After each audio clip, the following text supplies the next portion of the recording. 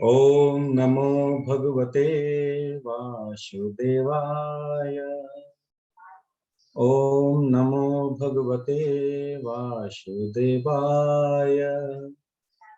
ओम नमो भगवते वासुदेवाय। नमस्कृतं नरं चैव नरोत्तमं देवीं सरस्वतीं व्यासं ततो जयमुदीरये। कृष्ण विष्णु पुत्र स्वामी नमो। हरे कृष्णा। श्रीमद् भगवद गीता 18 दिन 18 अध्याय में आप सभी का स्वागत एवं अभिनंदन है। आज हम लोग अध्याय 6 करेंगे, ध्यान योग। तो आइए हम लोग इसमें प्रवेश करते हैं।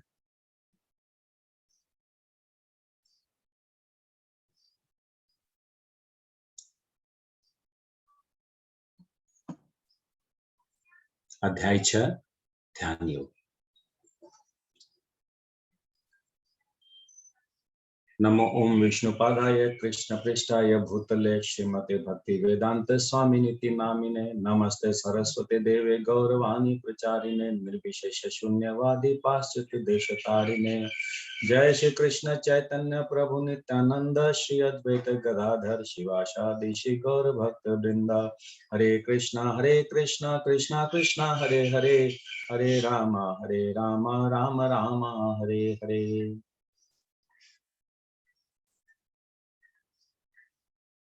तो छठे अध्याय में कुल 47 श्लोक है, 47 श्लोक है, और इन श्लोकों को हम लोगों ने 4 पार्ट में विभाजित किया ताकि हम लोग को भविष्य के लिए याद रहे और हमें समझ में आसानी से आ जाए।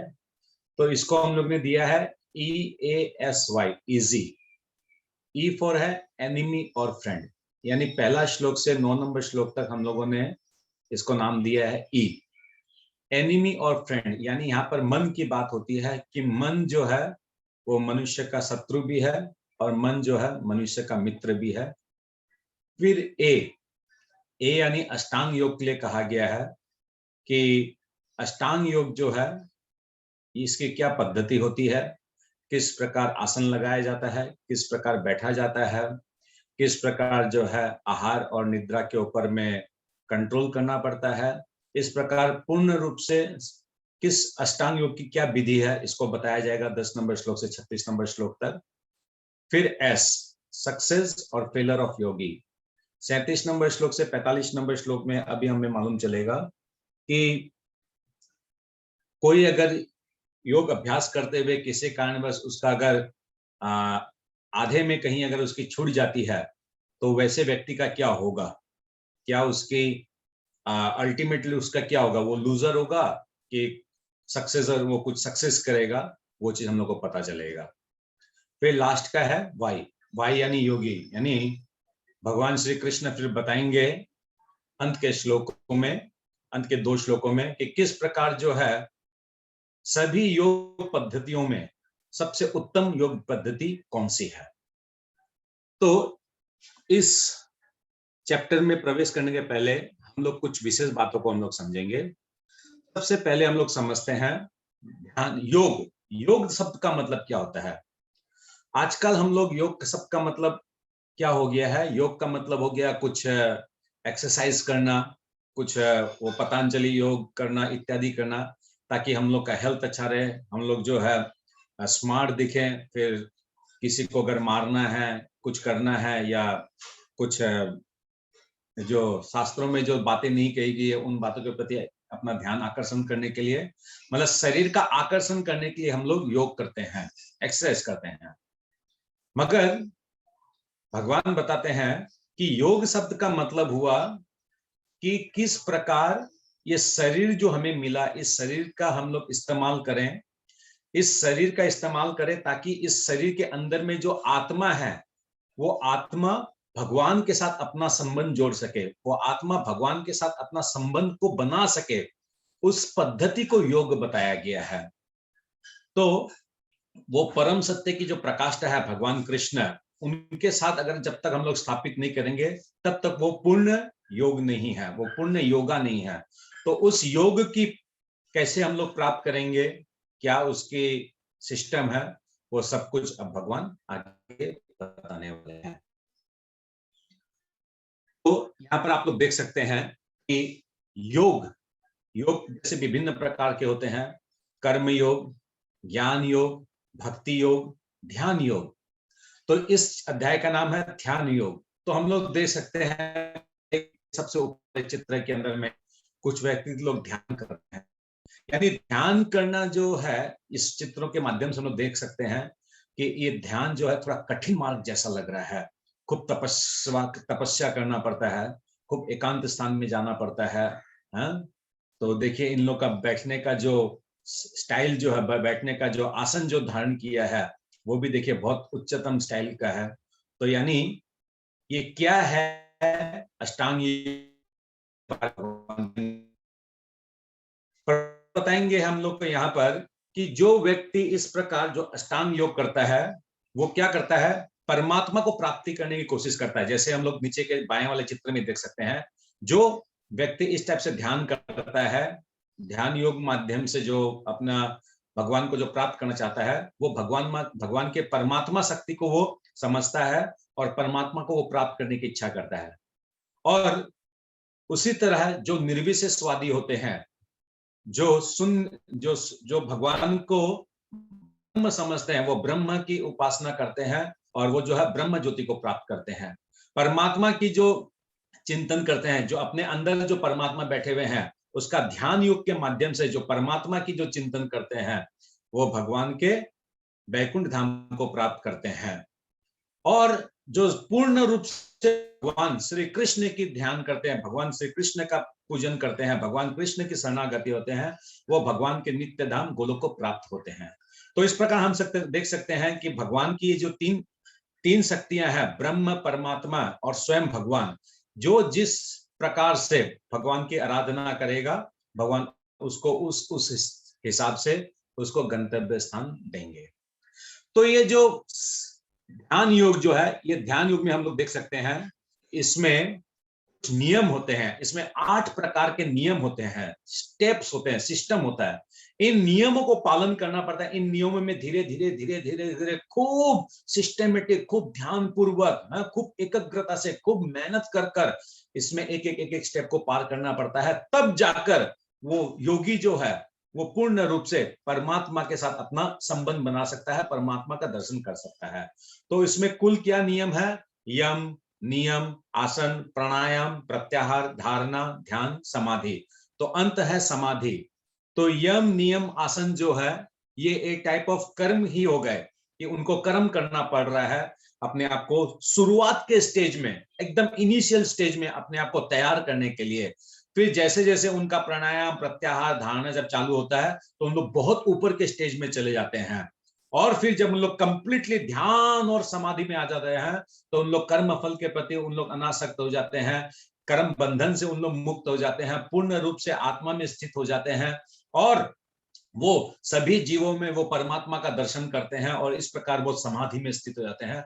और समाधि में स्थित होकर जब वो परमात्मा का दर्शन करते हैं, परमात्मा को जब एकाग्रता करते हैं, तो वो क्या करते हैं, मृत्यु समय में फिर परमात्मा के धाम को प्राप्त होते हैं। तो इसलिए ये जो सिस्टम है, ये जो योग पद्धति जो है, ये परमात्मा को प्राप्त करने की जो पद्धति है, इस पद्धति से ही लेकर ये ध्यान योग का जो अध्याय है, ये भगवान समझाएंगे। तो अभी हम लोग को एक चीज देखना है कि ये जो ध्यान योग का जो प्रणाली है, ये क्या बताया गया है। आप लोग खूब ध्यान से देखिए कि ये ध्यान योग की जो प्रणाली बताई गई है, इस प्रणाली से क्या होगा, ध्यान योग के द्वारा परमात्मा को उपलब्धि होगा और जो भक्ति मार्ग में अग्रगति करेगा, जो भगवान से जुड़ेगा अपना संबंध, वो क्या करेगा, भगवान के नित्य धाम गोलोक को प्राप्त होगा। तो हम लोग देख सकते हैं, एक इनिशियली हम लोग समझ सकते हैं कि ध्यान योग से भक्ति योग बहुत उच्चतम है। और इसके अलावा भी एक और चीज हम लोग को देखना है कि ये भक्ति योग का मार्ग जो है, ये ध्यान योग का मार्ग से सुगम है। कैसे सुगम है? अभी अष्टांग योग का मार्ग अगर किसी को करना है, तो हम लोग एक ड्राइंग से समझते हैं कि सपोज एक व्यक्ति है जो अधम है, उसको कोई शास्त्र का नॉलेज नहीं है, सिर्फ आहार निद्रा भय मैथुन में वो लिप्त है। वो व्यक्ति को क्या करना पड़ेगा, क्रमश आप जैसे कोई भक्त का संग में आएगा तो उसको धीरे धीरे मालूम चलेगा शास्त्रों के बारे में, तो वो क्या करेगा, सकाम कर्म के मार्ग में आएगा। सकाम कर्म के मार्ग से फिर ऊपर उठ के वो निष्काम कर्म के मार्ग में आएगा। निष्काम कर्म के मार्ग से आके वो धीरे धीरे धीरे उसको जब ज्ञान होगा, परमात्मा का जब ज्ञान होगा, तो वो ज्ञान योग के माध्यम से वो परमात्मा को समझेगा। फिर उस परमा को प्राप्त करने के लिए वो ध्यान योग करेगा, और ध्यान योग करके वो परमात्मा को उपलब्ध करेगा। तो देखिए कितना एक कठिन एक तो स्टेज है। इस सीढ़ी के बाद ये सीढ़ी, ये सीढ़ी के बाद ये सीढ़ी, ये सीढ़ी के बाद ये सीढ़ी। मगर भक्ति मार्ग कैसे सीढ़ी है कि सपोज वापस हम लोग वहीं से स्टार्ट करते हैं कि एक अधम व्यक्ति था। एक अधम व्यक्ति को मालूम चला कि ऐसे ऐसे शास्त्र के माध्यम से कि हम लोग का जीवन जो है आहार निद्रा भय मैथुन के लिए नहीं है। तो वो क्या किया, अपना जीवन को क्या किया, वेदों के अनुसार जो है कुछ आसक्ति कुछ कर्म फल के प्रति आसक्ति होकर वो अपना जीवन ज्ञापन किया। और वहां शुद्ध भक्तों का संग करके भगवद गीता का अध्ययन करके उसको मालूम चला कि उसको निष्काम कर्म करना चाहिए। और वो क्या करेगा, यहाँ पर कर्म कौशल्य को ऐड कर लेगा। अपने सारे कर्मों को वो भगवान के प्रति समर्पण करेगा। भगवान के प्रति समर्पण करके क्या करेगा, ये व्यक्ति डायरेक्ट भक्ति मार्ग में आ जाएगा। यानी ध्यान मार्ग के ऊपर जो भक्ति मार्ग है मार्ग में आ जाएगा। यानी देखिए ये एक सीढ़ी जो है, ये सीढ़ी से ये सीढ़ी देखिए कितना आसान तरीका है। तो इसलिए बताया गया है जो इनिशियल स्टेज है, जो सबसे पहले जो सबसे निम्न स्तर की जो हमारी चेतना रहती है, उसको बताया गया है योगा रुक्ष। और फिर यही सिस्टम, यही जो इनिशियल स्टेज जब धीरे धीरे एडवांस लेवल में चला जाता है तो उसको बोलता है योगारूढ़। तो इसमें ध्यान के स्तर पे भी ये क्या है, आत्मा को अपने आत्मा में तृप्त रहता है, या अपने इंद्रियों को संयम करके रखता है। अब क्या है, इनको मन को संयम करना है। तो मन को संयम करने के लिए इनको मालूम रहता है कि मन को संयम करने के लिए बहुत जरूरी है। अगर मन को संयम नहीं कर सकेंगे तो ये ध्यान का मार्ग जो है ये फेल हो जाएगा। इसी मार्ग को समझाने के लिए कि किस प्रकार जो है मन को संयम करना है, ये पूरा का पूरा अध्याय बताया गया। भगवान बताते हैं कि हमारा शत्रु, जैसे हम लोग को भगवत गीता में ऑलरेडी मालूम चल चुका है कि अहंकार हमारा शत्रु है, ये शरीर हमारा शत्रु है, काम वासना हम लोग का शत्रु है, फिर हम लोग जो कर्म करते हैं, कर्म फल के प्रति जो आसक्त होते हैं हम लोग, वो हमारा शत्रु है। इसी प्रकार इस अध्याय में बताया जाएगा कि किस प्रकार मन को हम लोग अगर नियंत्रण नहीं कर पाते हैं तो ये मन भी हमारा शत्रु है। अब ये मन क्या है इसको हम लोग समझते हैं। आइए देखिए, ये मन को समझने के लिए हम जितने भी जीव है, हम जितने भी जीव है, हमारा एक शरीर है, ठीक है, एक शरीर है हमारा। इस शरीर के अंदर में हमारा हृदय है, हृदय, हार्ट के पास में क्या है, आत्मा है। एकदम हार्ट जो हमारा, हार्ट के पास में आत्मा है। ये आत्मा के पास में परमात्मा भी है, आत्मा के एकदम पास में ही है परमात्मा। और ये आत्मा के साथ में तीन चीजें और रहती है। क्या रहती हैं? सबसे पहले हुआ अहंकार, फिर अहंकार के बाद बुद्धि, और फिर मन। यानी तीन चीज आत्मा के साथ में रहता है। वो हो गया मन, बुद्धि और अहंकार। ये तीनों चीज इस आत्मा के साथ में रहता है। जैसे इस डायग्राम में आप लोग देख सकते हैं कि हृदय है, हृदय के पास में आत्मा है, परमात्मा है, और आत्मा जो है ये मन, बुद्धि, अहंकार से ढका हुआ है। अभी ये जो मन जो है, ये मन के बारे में इस अध्याय में बताया जा रहा है। ये मन क्या है? हम लोग जो 84 लाख योनियों में जो सफर कर रहे हैं, एक के बाद जो शरीर हम लोग प्राप्त करते हैं, उन सारे शरीरों में क्या क्या इंद्रिय भोग की सुविधा है, वो सारे इंद्रिय भोग की सुविधा जो है इस मन में इंप्रेशन बन के रहता है, इस मन के ऊपर में वो छाप बन के रहता है। इसलिए ये मन अच्छे से जानता है कि कुत्ता के शरीर में, गाय के शरीर में, मछली का शरीर में, मनुष्य का शरीर में, जानवर का शरीर में, पक्षी का शरीर में कौन से शरीर में कौन सा इंद्रिय का विषय है, ये इस मन के ऊपर में ये इंप्रेशन करोड़ों जन्म से हर एक योनियों का बना हुआ रहता है। इसलिए मन क्या है? मन बहुत हटीला है, मन बहुत मतलब चंचल है। मन क्या है? मन जानता है। मन कभी हम लोग बंदर का शरीर में रहे तो हम लोग क्या इस डाल से उस डाल, उस डाल से उस डाल हम लोग छलांग मारते हैं। तो ये मन जानता है कि मन जो अभी यहाँ है अब वहां जाएगा, अभी अमेरिका जाएगा, अभी यहाँ आएगा, कभी अभी जब हम लोग जप करते हैं, भगवान का जब नाम जप करते हैं तो उस टाइम पर जो है सारा दिन क्या काम है वो सब में हम लोग का मन लगा हुआ रहता है, वो सब चिंतन में लगा हुआ रहता है। तो यानी मन जो है, ये मन हमारा बहुत बड़ा शत्रु है। ये मन को अगर हम लोग कंट्रोल नहीं कर पाएंगे तो हम लोग भक्ति नहीं कर पाएंगे, हम लोग भगवान में ध्यान नहीं कर सकेंगे, और हम लोग भगवान के अंतत्वगत्व, हम लोग भगवान के नित्य धाम को हम लोग प्राप्त नहीं कर सकेंगे। इसलिए सारा अध्याय में भगवान बताते हैं मन को कंट्रोल करना जरूरी है। क्योंकि ये मन कहाँ है, जैसे आप लोग देख सके थे, हम लोग देखिए इस यहाँ पर देखिए तो घोड़ा का उदाहरण दिया हुआ है। तो मन जो है, मन कहाँ है? इंद्रिय और बुद्धि के बीच में है मन। देखिए घोड़ा की जो रस्सी है, घोड़ा की जो रस्सी है ये है मन, और जो आदमी जो है, जो उसको लगाम को जो पकड़ रखा है वो है बुद्धि, और ये लगाम किसको पकड़ रखा है? इंद्रियों को। यानी ये मन जो है बुद्धि और इंद्रियों के बीच में है, और ये मन जो है इतना स्मार्ट है, इतना चालू है, ये क्या करता है? ये इंद्रियों को भी कंट्रोल करता है और बुद्धि को भी कंट्रोल करता है। जबकि हालांकि हम लोग देखे हैं पहले के अध्याय में क्या करना चाहिए? बुद्धि को, मन को कंट्रोल करना चाहिए और मन को इंद्रियों को कंट्रोल करना चाहिए, तब जाके हम लोग आध्यात्मिक स्तर पे हम लोग पहुंच पाएंगे। मगर ये मन क्या है? बहुत ज्यादा स्मार्ट है, इसलिए क्या करता है? इंद्रियों को भी बेवकूफ बनाता है और बुद्धि को भी बेवकूफ बनाता है। तो अब हम लोग समझेंगे कि यहाँ पर भगवान इन श्लोकों के माध्यम से क्या बताना चाह रहे हैं, और किस प्रकार हम लोग मन को हम लोग जय कर सकेंगे, मन पे जो है हम लोग कंट्रोल कर सकेंगे। तो योगारूढ़ और योगारूढ़ के विषय में अभी हम लोगों ने समझा। योगारूढ़ मतलब हुआ इनिशियल स्टेज, हाँ, योग पद्धति का एकदम इनिशियल स्टेज, यानी सकाम कर्म या फिर जो हम लोग बताए वो स्टेज। और योगारूढ़ मतलब ध्यान योग, भक्ति मार्ग, जो एकदम टॉप क्लास में जब पहुंच गए वो। तो योगारूढ़ अवस्था जो है वो हम लोग ध्यान योग में भी हम लोग को स्थापित करना पड़ेगा और भक्ति योग में भी स्थापित करना पड़ेगा। दोनों में ही हम लोग को उच्च स्तर में जाना पड़ेगा, और मन को कंट्रोल करना पड़ेगा, इंद्रियों को कंट्रोल करना पड़ेगा, और आत्मा में स्थित होना पड़ेगा। फिर 5 नंबर और 6 नंबर श्लोक में भगवान बताते हैं कि किस प्रकार मन और इंद्रियों के द्वारा जो है एक आदमी प्रभावित होता है, और ये जो आत्मा जो है हमारे अंदर में, ये आत्मा जो है इसका उद्धार और इसको फंसाने का काम दोनों ही मन करता है। क्योंकि मन चंचल है, मन सब कुछ जानता है, कौन सा शरीर में क्या क्या उसके इंद्र तृप्ति थे। तो इसका मतलब वो क्या करता है? आत्मा को उन तृप्ति में लगा देता है।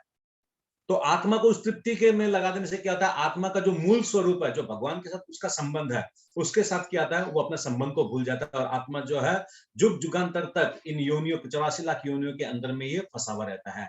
इसलिए मन को नियंत्रण करना ही पड़ेगा, चाहे वो ध्यान योगी हो, चाहे भक्ति योगी हो, कोई भी व्यक्ति हो, वो अगर मन को नियंत्रण नहीं कर सकता है तो हमारी अवस्था कैसी हुई? जिस प्रकार सबरी मुनि की अवस्था हुई उसी प्रकार हमारी अवस्था होगी। Very very simple. तो अभी हम लोग को देखना है कि जैसे एक चक्कू होता है, एक चक्कू अगर एक चोर के हाथ में है तो उसको क्या व्यवहार करेगा? अनर्थ करेगा। चक्कू किसके पास में है तो वो क्या करेगा? उस चक्कू से फल इत्यादि को काटेगा, भगवान को भोग लगाएगा। चक्कू सेम है मगर उसका इस्तेमाल अलग अलग है। यानी हमें जानना पड़ेगा हमें अपने मन का इस्तेमाल कैसे करना है, क्योंकि क्या बताया गया है? मन हमारा शत्रु है और मन हमारा मित्र है। अगर मन हमारा अगर मित्र होगा तो मन क्या करेगा? हम लोग मन को शास्त्रों को निर्देश, पारंपरिक जो हमारे परंपरागत जो आध्यात्मिक गुरु है उनकी शरणागति रखकर उस मन को हम लोग निर्देशन देंगे। मन क्या करेगा? तब आध्यात्मिक स्तर पे प्रगतिशील करने का चयन करेगा, और तब क्या होगा? हमारे इंद्रिया, भोगों का विषय सब नियंत्रण रहेगा।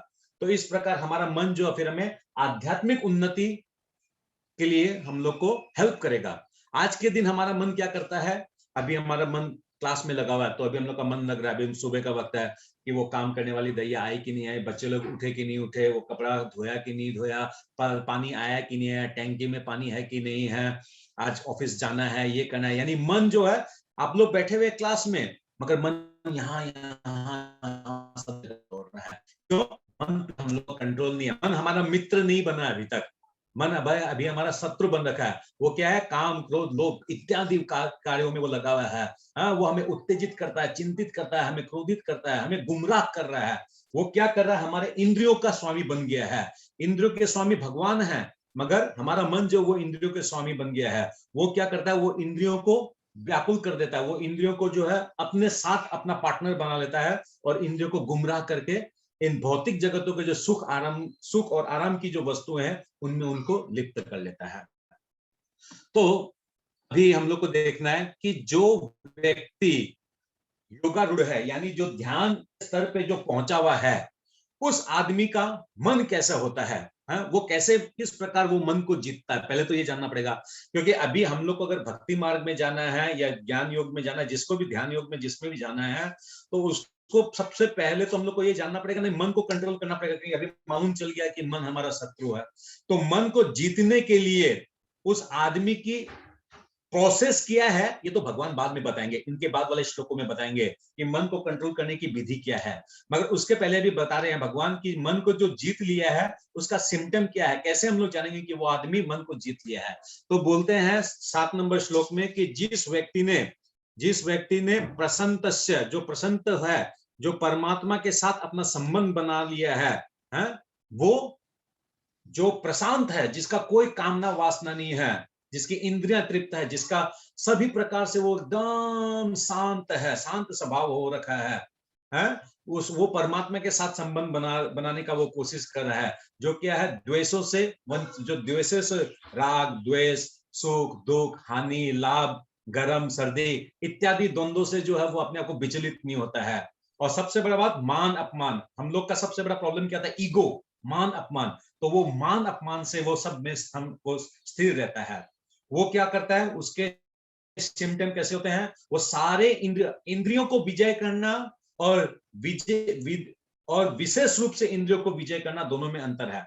इंद्रियों को विजय करने का मतलब वो ध्यान योगी भी हो सकता है, ज्ञान योगी भी हो सकता है, मगर विशेष रूप से इंद्रियों को विजय करना यानी जो भगवान की भक्ति में अपने इंद्रियों को लगा देता है, अपने अपने जीव, आंख, नाक, कान, त्वचा सबको जो भगवान की सेवा में लगा देता है, उसको बोलता है विशेष प्रकार से इंद्रियों को जीत लेना। और फिर जो आदमी इसी प्रकार प्रैक्टिस करते करते करते करते करते ये ऐसी परिस्थिति आ जाती है, जो क्या करता है? जो इस पृथ्वी लोक में जो भी, इस भौतिक जगत में जो भी सामान है, जो भी वस्तु है, चाहे कंकड़ हो, पत्थर हो, सोना हो, सब कुछ उसके लिए समान है। किसी के प्रति उसकी आसक्ति नहीं है। किसी के प्रति ऐसा नहीं कि अरे हमको सोना मिल जाए, हमको ये तो पत्थर है, तो बेकार है, ये सोना है, नहीं, ऐसे नहीं। हर एक चीज में परमात्मा का स्वरूप देखते हुए कि सब में ही परमात्मा का अंश है, उस प्रकार वो सबको समान देखता है। और 9 नंबर श्लोक में विशेष गुण बताया जाता है कि समबुद्धि।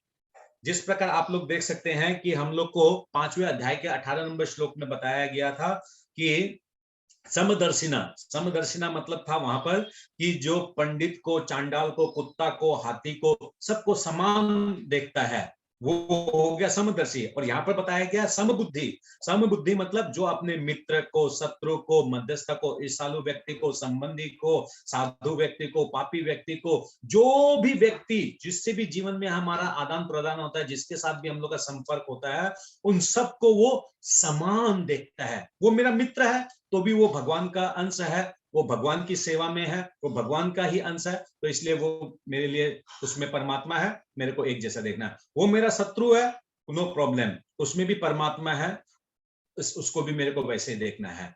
क्योंकि वो व्यक्ति की बुद्धि कैसे हो जाती है कि सब में परमात्मा है, यानी सब भगवान के अंश है, तो भगवान के सारे ही अंश है, भगवान के ही जब सब भिन्नांश है, तो मेरे को क्यों इन लोग के साथ में राग और द्वेष करना है, क्यों मैं इन लोग को नफरत करना है? सब समान है। प्लस वो क्या समझते हैं कि मेरे जीवन में कुछ भी घटना घट रही है, कोई भी अगर ऊंच नीच मेरे जीवन में हो रहा है, ये परमात्मा की मर्जी से हो रहा है, ये भगवान की मर्जी से हो रहा है, तो इसमें इन लोगों का कोई रिलेशन नहीं है, इन लोगों का कोई दोष नहीं है।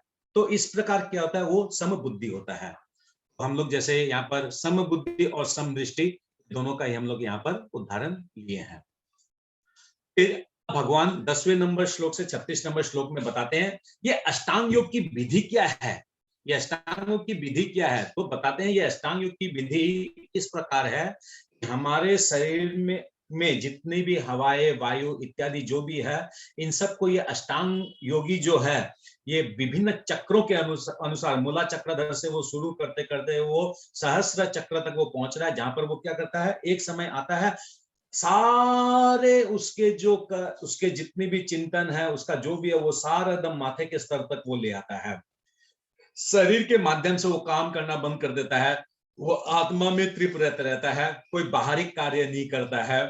तो इस प्रकार जो है ये ध्यान योगी जो है बहुत ज्यादा परिश्रम के माध्यम से बहुत ज्यादा बहुत वर्षों तक इस प्रकार चेष्टा करने के बाद इस परिस्थिति को वो पहुंचते हैं। भगवान यहाँ पर 10वें नंबर श्लोक से 32 नंबर श्लोक तक बताते हैं कि एक योगी प्रोसेस क्या है। तो इसको भगवान कुल मिला के 4-5 स्टेजेस में बताए हैं कि सबसे पहले उसको क्या करना पड़ता है, एक योगी को एकांत स्थान में जाना पड़ता है। एकांत स्थान यानी हिमालय इत्यादि या हिमालय की गुफाओं में जाना पड़ता है।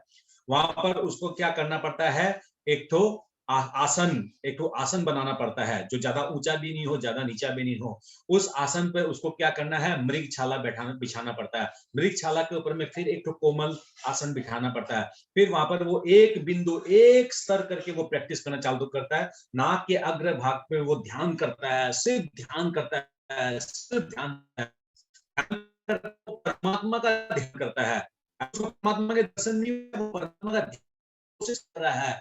फिर वो उसको क्या करना पड़ता है, खूब ज्यादा ब्रह्मचार्य करना पड़ता है। नाड़ सीधा, नाड़, गर्दन, शरीर, ये पीछे का हड्डी, सब कुछ एकदम स्ट्रेट एक ही पोजीशन में रख के उसको जो है अपना अपना ये प्रैक्टिस आरंभ करना पड़ता है।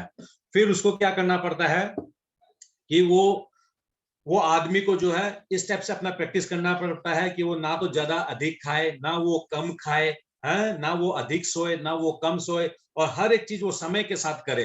हर एक चीज उसका समय की तरह करना पड़ता है। उसका टहलना, सोना, भोजन इत्यादि सब कुछ एकदम systematic, time to time, time to time, time to time. हालांकि वो हिमालय में है, फिर भी उसको वैसे ही एकदम अपना जीवन यापन करना पड़ता है।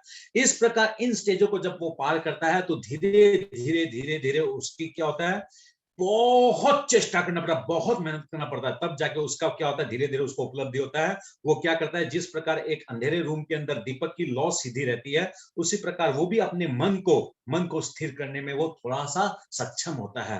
अब मन को वो जब स्थिर करता रहता है, इतना practice daily daily daily daily इस टाइप से प्रैक्टिस करते करते करते करते जब उसका मन जब स्थिर होने लग जाता है, धीरे धीरे धीरे धीरे वो क्या होता है, अब आत्मा और परमात्मा का दर्शन करता है।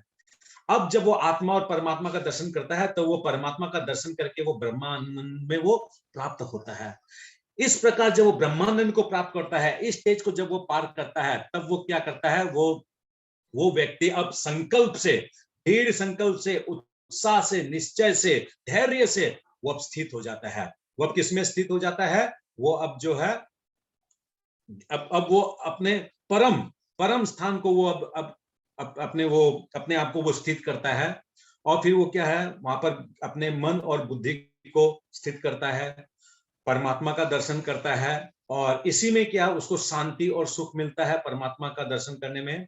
और फिर वो क्या करता है, सभी जीवों के प्रति, सभी प्राणियों के प्रति वो समदर्शन और समबुद्धि, इन दोनों को ही वो डेवलप करता है। और ये डेवलप करने से क्या आता है, वो परमात्मा के साथ में उसको परम सुख की आनंद प्राप्ति होती है। और इस प्रकार जो है वो एक तो सर्वश्रेष्ठ योगी बनता है। तो यहाँ देखा गया है कि ये जो ध्यान योग का जो मार्ग है, ये इजी मार्ग है, क्या ये सरल मार्ग है? यही अगर हम लोग का भक्ति से अगर रिलेटेड हो तो हम लोग के लिए क्या करना है, जैसे यहाँ पर उसको बैठना है, उठना है, आसन ऐसा होना चाहिए, वैसा होना चाहिए, टाइम टू टाइम खाना है, सोना है, बैठना है। हम लोग के लिए भक्ति मार्ग के लिए क्या है, ठीक है, हम लोग को एक स्थान पे हम लोग बैठ गए, भगवान का ध्यान किए और भगवान का ध्यान करते रहे, हरे कृष्ण कृष्ण कृष्ण हरे हरे, राम राम राम हरे हरे, हरे कृष्ण कृष्ण कृष्ण हरे हरे, हरे राम राम राम हरे हरे। खूब सुंदर तरीके से हम लोग कर लिए। भगवान का कीर्तन करना है तो खूब हम लोग नाच गान करते करते, मृदंग और करताल बजाते बजाते भगवान का हम लोग कीर्तन किए। हाँ, खूब अच्छी तरह से हम लोग भगवान को सब सामान जो खाना है उसको भगवान को भोग लगाए, भोग लगा के हम लोग उसको पाए प्रसाद रूप में। कोई प्रॉब्लम नहीं है, इसका मतलब कितना इजी प्रोसेस है ये तो। और ये जो प्रोसेस हम लोग को जो बताया गया, भगवान जो बताते हैं ध्यान योग की जो पद्धति, ये कितना टफ प्रोसेस है। और हम लोग भक्ति मार्ग में अगर हम लोग अब अग्रगति करते हैं, भक्ति मार्ग का अगर नियम हम लोग पालन करते हैं, तो सभी व्यक्तियों में प्रति हम लोग का संभाव हो जाता है, सभी के प्रति हम लोग का जो प्रेम आ जाता है। धीरे धीरे हम लोग जो है आध्यात्मिक जगत में आते हैं, सारे कर्मों को हम लोग भगवान के प्रति अर्पण करके करते हैं, ऑटोमेटिक हम लोग कर्म बंधन से मुक्त हो जाते हैं। यहाँ पर देखिए, ध्यान योगी को कर्म बंधन से मुक्त होने के लिए है, आत्मा में स्थित होने के लिए, परमात्मा में स्थित होने के लिए कितना इसको मेहनत करना पड़ता है। तो इन सब बातों को, भगवान की इन सारे प्रोसेस को सुनने के बाद अर्जुन महात्मा को संकोच हुआ, और अर्जुन महात्मा बोलते हैं, क्या बोलते हैं 34 नंबर श्लोक में, चंचल ही मन कृष्ण प्रामाथि बलभद्रम तस्याहम निग्रहम मन्ये वायुरिव सुदुष्करम। हे भगवान, हे कृष्ण, तुमने जो ये मेरे को जो सिस्टम जो अभी जो बताया है, ये मेरे लिए तो अव्यवहारिक है, इम्पॉसिबल है मेरे लिए। ये मन मेरा इतना चंचल है, ये इतना प्रामाथि है, इतना बलभद्र है ये, इसको मैं कैसे नियंत्रण करूं? मैं वायु के वेग को रोक सकता हूं। अर्जुन महात्मा जो है तीर में इतने एक्सपर्ट थे, वो बोल रहे कि मैं तीर कमान से मैं वायु के वेग को रोक सकता हूं, मगर इस मन का वेग को मैं नहीं रोक सकता। मेरे लिए बहुत मुश्किल है, मैं तो ऐसा प्रोसेस नहीं सकूंगा। तब भगवान क्या होते हैं, मुस्कुराते हैं। भगवान मुस्कुरा के बोलते हैं, हाँ अब ये लाइन पे आ गया है। तो भगवान क्या बोलते हैं, ठीक है, मैं तेरे को एक फॉर्मूला देता हूं। क्या फॉर्मूला है? असंशयम महाबाहो मनो दुर्निग्रहम चलम अभ्यास ने तो कौनते ही है वैराग्य न चक्रियते। तो तुमको मैं दो प्रोसेस बताता हूं, तुम अभ्यास करो और वैराग्य का पालन करो। इसको अगर तुम पालन करोगे, तुम क्या है, इस मन को कंट्रोल कर सकोगे। तुम अगर सोच रहे हो कि ध्यान योग का मार्ग बहुत कठिन है, लिव इट, तुम ध्यान योग का मार्ग करने की जरूरत नहीं है। तुमको एक बहुत आसान तरीका मैं बताता हूं। क्या आसान तरीका है? अभ्यास करो और वैराग्य करो। तो अभ्यास क्या चीज का? अभ्यास करो पॉजिटिविटी का, और वैराग्य लो निगेटिविटी से। तो पॉजिटिविटी का अभ्यास मतलब क्या है? मन को जो है पॉजिटिव कार्यों में लगाओ। पॉजिटिव कार्य यानी नवदा विधि भक्ति। नवदा विधि का सबसे पहला स्टेज है श्रवण, यानी तुम्हारा मन को कंट्रोल करने के लिए तुम्हारे पास एक ही चीज है, सबसे आसान तरीका है, श्रवण करो। इन कानों के माध्यम से सिर्फ श्रवण, सिर्फ श्रवण, सिर्फ श्रवण। एक महाराज थे, शायद पृथु महाराज था क्या उनका नाम, उन्होंने भगवान से बोला कि मेरे को 10,000 कान दीजिए ताकि मैं आपके बारे में सिर्फ श्रवण करता रहूं, आपके बारे में सुनता रहूं। तो मन की चंचलता, मन का जो प्रॉब्लम जो बताया गया है, इसको कंट्रोल करने के लिए सबसे बेस्ट क्या है? इस कान के माध्यम से हरे कृष्णा महामंत्र का जाप सुने। आप लोग जब कुकिंग कर रहे हैं, ऑफिस में जा रहे हैं, गाड़ी ड्राइविंग करके जा रहे हैं, ट्रेन में सफर कर रहे हैं, या फिर कहीं भी आप लोग इसके कोई भी कार्य में आप लोग कर रहे हैं, तो उसमें क्या है, इन कानों के माध्यम से हरे कृष्ण महामंत्र का जाप सुनिए। हरे कृष्ण कृष्ण कृष्ण हरे हरे, हरे राम राम राम हरे हरे। आप लोग भगवान की लीलाओं को सुनिए, भागवतम का आस्वादन कीजिए, भगवत गीता को सुनिए। तो इस प्रकार हम लोग जब इस श्रवण के माध्यम से, जब हम लोग इस मेडिसिन को, हरे कृष्ण महामंत्र को, और भगवान के इस दिव्य नाम को, भगवान के इस पॉजिटिविटी को जब हम लोग अपने अंदर, इस मन को जब हम लोग देंगे, तो ये मन क्या होगा, धीरे धीरे धीरे धीरे ये मन में जो इन विभिन्न 84 लाख योनियों का जो इसमें जो इंप्रेशन जो बनाया हुआ है, वो धीरे धीरे वो गंदगी, वो धूल, वो बाला जो जमी हुई है, वो परत जो जमी है, वो सफा होनी चालू होगी। दूसरा बताया है वैराग्य, यानी बोल रहा है कि जो जो चीज भक्ति जीवन में हम लोग के लिए बाधा देता है, उन सबसे वैराग्य लेना है। तो सबसे बड़ा वैराग्य हमारे जीवन में क्या चीज से लेना है? खाना से। खाने का मतलब यहाँ पर क्या बोला जा रहा है कि हम लोग क्या करते हैं कि घर में क्या बोलते हैं, हाँ मम्मी खाना बनाओ, हाँ मिसेस तुम खाना बनाओ, फिर खाना को हम लोग खाते हैं। मगर वही जो बनाया गया उसको खूब शुद्ध भाव से, अच्छे भाव से बनाकर भगवान को भोग लगा के अगर प्रसाद रूप में हम लोग खाएंगे, तो वो क्या होगा, हम लोग का मन का जो धुलाई करने में, मन में जो गंदगी जो इकट्ठी हुई है, उसका धुलाई करने में वो आसान होगा। तो इसलिए दो है, मेडिसिन और डाइट। मेडिसिन हो गया भगवान का नाम सुनना, भगवान का श्रवण करना, भगवान का गुणगान सुनना, भगवान की लीलाओं को सुनना, भगवत गीता को सुनना, भागवतम को सुनना, ये सुनना सुनना सुनना सुनना, ये हो गया मेडिसिन। दूसरा डाइट। डाइट यानी जो भी हम खाएंगे भगवान को लगाया हुआ भोग को प्रसाद रूप में खाएंगे। ये दो काम जब करेंगे, अभ्यास और वैराग्य, ये दो को जब हम लोग जीवन में जब जोड़ लेंगे, ऑटोमेटिक मन की जो चंचलता है, जो ये का जो ऑटोमेटिक लाइन पे आ जाएगा। आगे भगवान क्या बोलते हैं 37 नंबर श्लोक से 45 नंबर श्लोक, भगवान आपने ये जो सिस्टम जो बताया है, इस प्रकार जो है हम लोग प्रैक्टिस करना है, भक्ति जीवन में हम आगे आएंगे। अभी एक चीज बताइए, मैं घर को भी छोड़ दिया और सपोज मैं अपना अनासक्त हो गया, कर्म फलों के प्रति भी मैं अनासक्त हो गया और अपना जीवन शैली को खूब सरल कर लिया, खूब ज्यादा लोभी दुराचारी इस टाइप से मैं छोड़ दिया और आपकी मैं भक्ति करता हूं। अब सपोज किसी कारणवश से मेरे भक्ति अगर छूट गई, किसी कारण से मैं मर गया, किसी कारणवश से भक्ति आधा में कहीं छूट गया, तो मेरी गति क्या होगी, मेरी अवस्था क्या होगी? ना तो मैं इधर का रहा, ना मैं उधर का रहा, ना मैं तो सांसारिक जगत को भोग सका और ना मैं भौतिक जगत को भोग सका, तो क्या होगी मेरी अवस्था? तो भगवान कृष्ण अर्जुन महात्मा को बताते हैं 40 नंबर श्लोक से 45 नंबर श्लोक में कि तुमने अगर भक्ति की तो इसमें तुमको क्या नुकसान हुआ, बल्कि तुम्हारा कल्याण हुआ, तुम कल्याण मार्ग में तुम आगे बढ़े। और तुम अगर भौतिक जगत में ही तुम अगर लिप्त रहे तो तुमको क्या फायदा हुआ? क्योंकि भगवान बता चुके हैं दूसरे अध्याय के 40 नंबर श्लोक में, नेहा धर्मस्य प्रायत मैं तो भयात। तो अगर हम लोग कुछ भौतिक जगत में कोई चीज पा भी लिए, मृत्यु के बाद तो सब छोड़ के जाना है, मगर हम लोग आध्यात्मिक जगत के लिए प्राप्त करने के लिए, भगवान के नित्य धाम को प्राप्त करने के लिए अगर हम लोग भगवान की भक्ति करेंगे, सपोज 1%, 2%, 5%, 7%, जो भी हम लोगों ने किया, तो भगवान क्या बोलते हैं, नेक्स्ट जन्म में भगवान क्या करेंगे, हम लोग को वापस जीरो से स्टार्ट नहीं करना पड़ेगा। अगर 7% किया है तो 8% से स्टार्ट होगा, यानी ये जीरो नहीं हो जाएगा। जो हम लोगों ने किया भगवान की भक्ति जो की, ये जीरो में नहीं पहुंच जाएगा। तो इसलिए भगवान 9वें अध्याय का 31 नंबर श्लोक में भी बोलते हैं कि अर्जुन महात्मा तुम ऐलान कर दो, ना मैं भक्त प्रणश्यति, मेरे भक्तों का विनाश नहीं होता है। वो जहां तक भक्ति करता है मैं उसको नेक्स्ट जन्म में वहां से ही, जहां पर उसने भक्ति छोड़ी वहां से मैं उसको भक्ति का मार्ग देता हूं, वहां से वो वापस भक्ति को स्टार्ट करता है। इसका मतलब जो भी हम लोग, मैं और आप, जो भी हम लोग शिला प्रभुपाद जी की कृपा से, आचार्य की कृपा से, गुरु महाराज की कृपा से, जो भी हम लोग भक्ति जीवन में हम लोग जुड़े हुए हैं, लगे हुए हैं भगवान की, जो भी अल्प बुद्धि से जो भी हम लोग सेवा कर पा रहे हैं, वो इसका मतलब उसका विनाश नहीं होगा, वो नाश नहीं होगा, वो हमारे साथ रह जाएगा। इसका मतलब एक मृत्यु के बाद जैसे आत्मा चली जाती है शरीर से, और आत्मा के साथ में मन बुद्धि अहंकार, ये तीनों चीज चला जाता है, तो ये मन बुद्धि अहंकार के साथ में जो हमारी भक्ति जो हमने की, वो भक्ति जिस प्रकार मन में हर एक चीज का छवि, हर एक चीज का जो है वो बना, हमने जितना परसेंटेज की भक्ति की, वो परसेंट भक्ति पर रह गया। यानी वो हमने इस आध्यात्मिक जीवन में बहुत सारा रुपया पैसा कमाया, मरते समय क्या लेके जाएंगे? कुछ नहीं।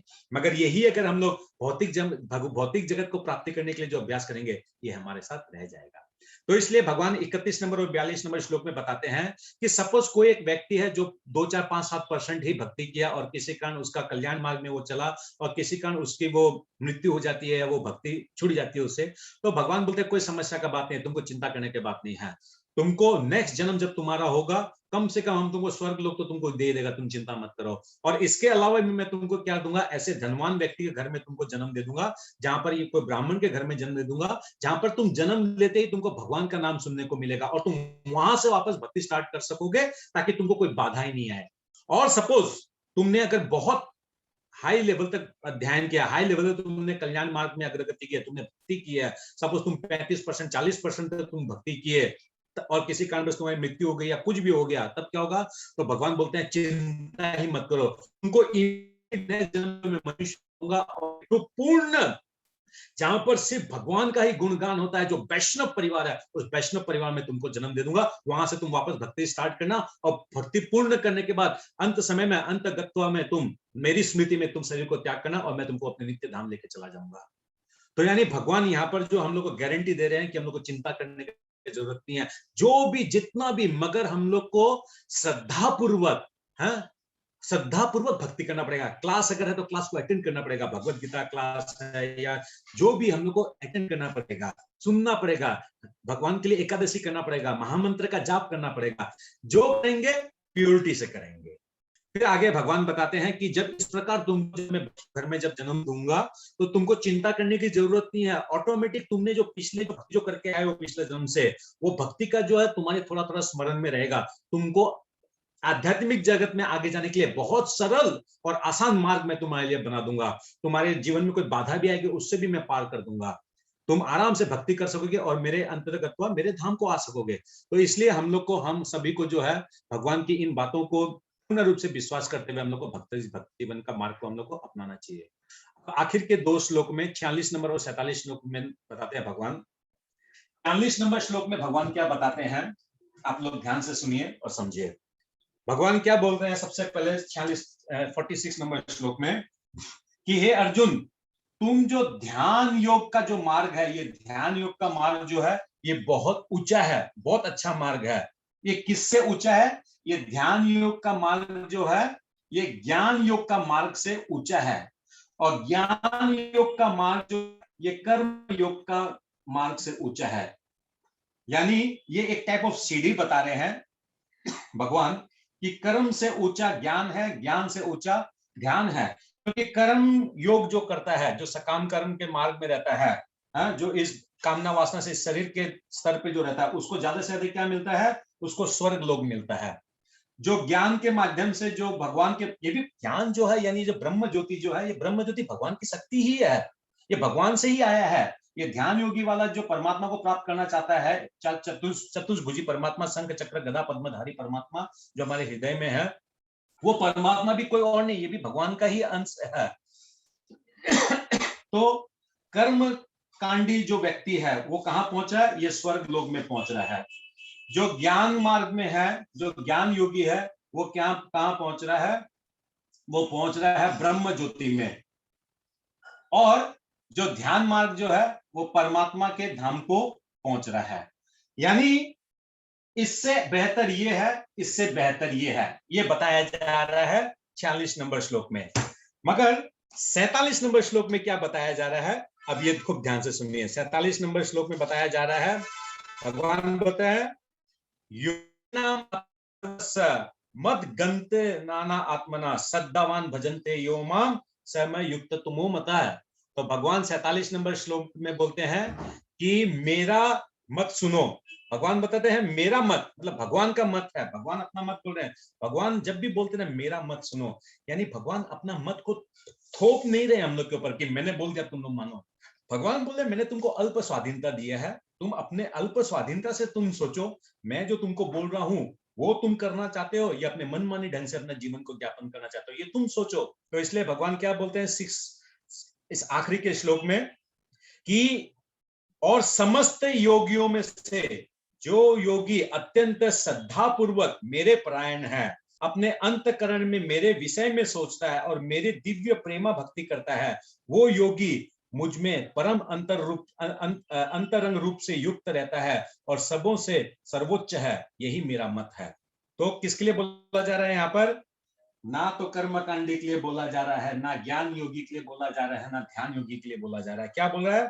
समस्त योगियों में से, यानी कर्म योगी, ज्ञान योगी, ध्यान योगी, इन समस्त योगियों में से जो श्रद्धा पूर्वक मेरे परायण है, जो श्रद्धा पूर्वक कृष्ण के परायण है, यानी जो भक्ति के द्वारा भगवान को भजता है, भगवान का पूजन करता है, जो भगवान की सेवा में अग्रगति रहता है, जो अनन्य भाव से भगवान की सेवा करता है, जो भगवान के बारे में ही चिंतन करता है, जो सारे कर्मों को भगवान के साथ जोड़ता है, जो भगवान के लिए सुबह मंगला आरती करता है, फिर एक भगवान के लिए 16 माला जप करता है, फिर उसके बाद जो है तुलसी आरती करता है, फिर वो गुरु की शरणागति रहता है, भगवत गीता पढ़ता है, भागवतम पढ़ता है, इन एकादशी करता है, सारे कार्य करता है, भक्तों का संग करता है। क्यों? ताकि वो भक्ति मार्ग में स्थित रहे, वो भक्ति मार्ग में वो अग्रगति कर पाए। तो यानी क्या बोला गया 47 नंबर में? जितने भी योग है, इन योगों में सबसे टॉप क्लास, सबसे उत्तम है। तो भक्ति योग का मार्ग जो है वो सबसे उत्तम है। इसलिए क्या क्या बोला है? योगी नाम अपि सर्वस्व मत गंतर नानर आत्मना सद्दा भजन्ते यो माम युक्ततमो मता। सद्दावान भजते, हम लोग को भगवान को श्रद्धा से भजना है, श्रद्धा से भजना है, श्रद्धा से भगवत गीता सुनना है, श्रद्धा से हम लोगों को आश्रय लेना है। हम लोग में कोई भी ऐसा संकोच अगर रहेगा ना कि ये भगवत गीता शायद सही नहीं गया, प्रभु जो बोल रहे वो सही नहीं है गया, शायद हम लोग आत्मा नहीं, हम लोग तो शरीर है, हम लोग तो इंद्र तृप्ति के लिए है, अरे छोड़ो यार 50 साल 60 साल 70 साल का उम्र होगा तब भक्ति करेंगे, अभी कौन ये सब में, तब हम लोग का इसका मतलब भगवान के प्रति श्रद्धा नहीं है, हम लोग का अभी तक शरणागति नहीं है, अभी तक हम लोग को आध्यात्मिक ज्ञान नहीं हुआ है।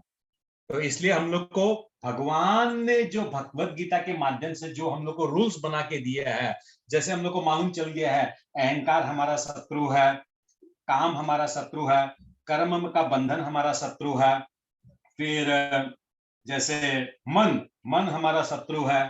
तो इन सब विषयों को सोचते हुए हम लोग को देखना पड़ेगा कि भगवान को हम लोग कैसे प्राप्त कर सकते हैं। इन सब को हम लोग को नियंत्रण, इंद्रिय भी हमारी शत्रु है, इंद्रिय में तो हमारी मूल शत्रु है। तो इन सब को कैसे संयम करेंगे, कैसे हम लोग भगवान के साथ इनको सबको हम लोग भगवान के साथ अगर जोड़ देंगे इन सभी को, तब क्या होगा, ऑटोमेटिक हमारी सारी इंद्रियां, हमारा कामना वासना, हमारा कर्म, हमारी चेतना सब कुछ शुद्ध हो जाएगी जब वो भगवान के भक्ति मार्ग से जब जुड़ जाएगी। तो इसलिए सब कुछ बताने के बाद भगवान इस छठा अध्याय में सब कुछ सारे योग पद्धतियों के बारे में बताने के बाद, मन को कंट्रोल करने की सारी विधियों के बताने के बाद भगवान सरल बात बता दिया एकदम लास्ट का श्लोक में कि सरल तरीका है, तुम मेरी शरणागति हो, सारे कर्म मेरे से युक्त करके करो, सारे तुम्हारे कर्म, सारी तुम्हारी इच्छाएं तुम मेरे से युक्त करके करो, मेरे पे शरणागति करो। अगर भगवान कृष्ण यानी वो दो भुजाओं वाले श्याम सुंदर स्वरूप जो मोरपंख धारण करके मुरली बजाते हैं, वो जो माँ यशोदा के यहाँ थे, जो माँ देवकी को दर्शन दिए, उस भगवान कृष्ण परम सत्य परमात्मा परमेश्वर परम ईश्वर भगवान श्री कृष्ण का अगर हम लोग शरणागति होते हैं, भक्ति करते हैं, तो सभी योगों के जो तरीका है उन सब में सर्वोत्तम जो है वो भक्ति मार्ग है। हरे कृष्णा।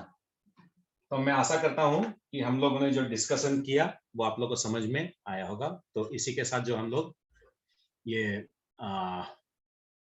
क्या बोलता है छठा अध्याय जो है हम लोग यहीं विराम देते हैं। तो अब जो हम लोग 7वां अध्याय 7वां अध्याय हम लोग लेंगे। ठीक है। श्रीमद् भगवद गीता यथारूप की जय, शिला प्रभुपाद की जय। ओम तत्सत। हरे Krishna. Thank you so much. सभी भक्तों का बहुत बहुत धन्यवाद। उज्ज्वला माता जी, जया चांडक माता जी, पूजा माता जी, बालकृष्ण प्रभु, संगीता माता जी, श्वेता माता जी, निहारिका, सभी को आप लोग जितने जन भी जुड़े हैं, आप सभी को बहुत बहुत धन्यवाद। Thank you so much.